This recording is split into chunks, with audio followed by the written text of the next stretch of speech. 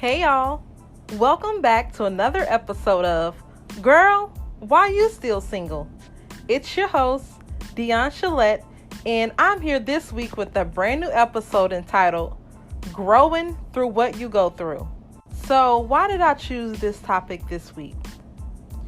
Just when I thought I was in a place of glowing and growing, losing weight, credit score going up, being able to overcome the different distractions that keeps me away from reaching my goals, drinking my water, and definitely minding my business, a shift always happens, and it knocked me off my track. It gets me unfocused, and it reminds me that life will always definitely send some type of obstacle for you to overcome. I've been off my game badly, y'all. I've been feeling really disconnected from God. I've been allowing people to enter my space who mean me no good. And in all truth, I haven't been doing my homework. Now, what does that sound like? Fraudulent activity. Here I am giving you all a list of questions to answer, asking you all to be intentional about living in your singleness. And I'm over here being a true fraud and just going with the flow. I'm not reading my Bible. I'm not praying how I know I should.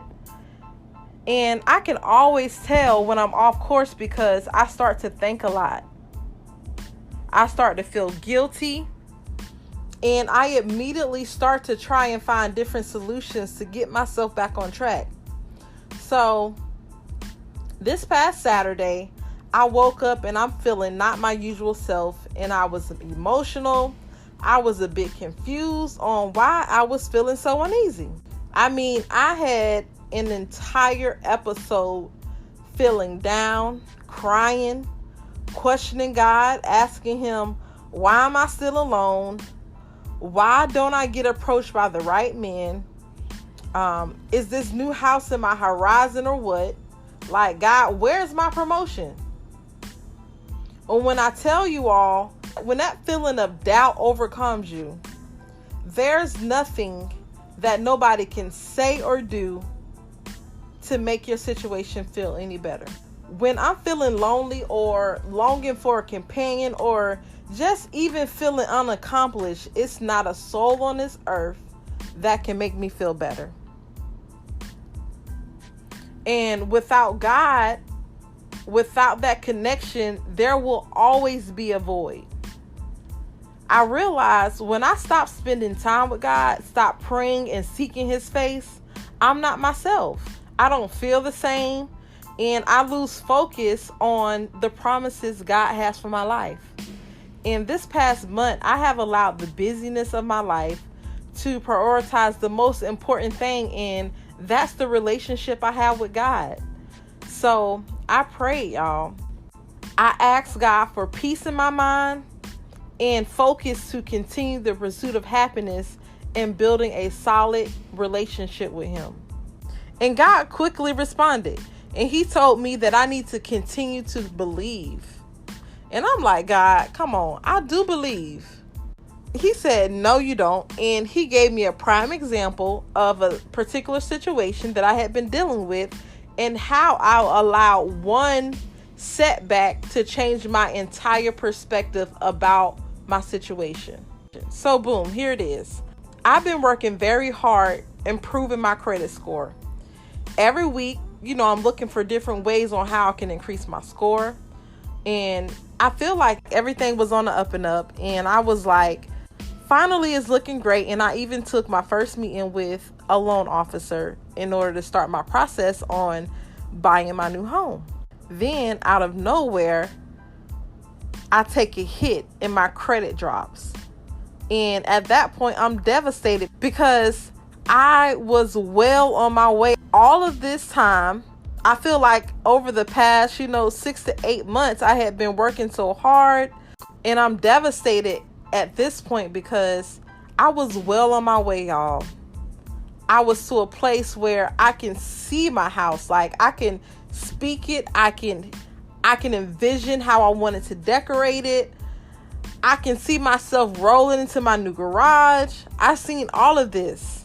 And just the thought of me having to continue to do the work on my credit, I felt defeated. What I didn't realize at that moment, I wasn't trusting God. I wasn't seeking Him for direction because in my mind, I could do it on my own.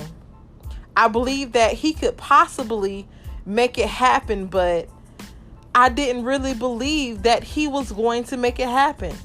Because as soon as that credit score dropped, the feeling of finally being able to buy my first home went out the window.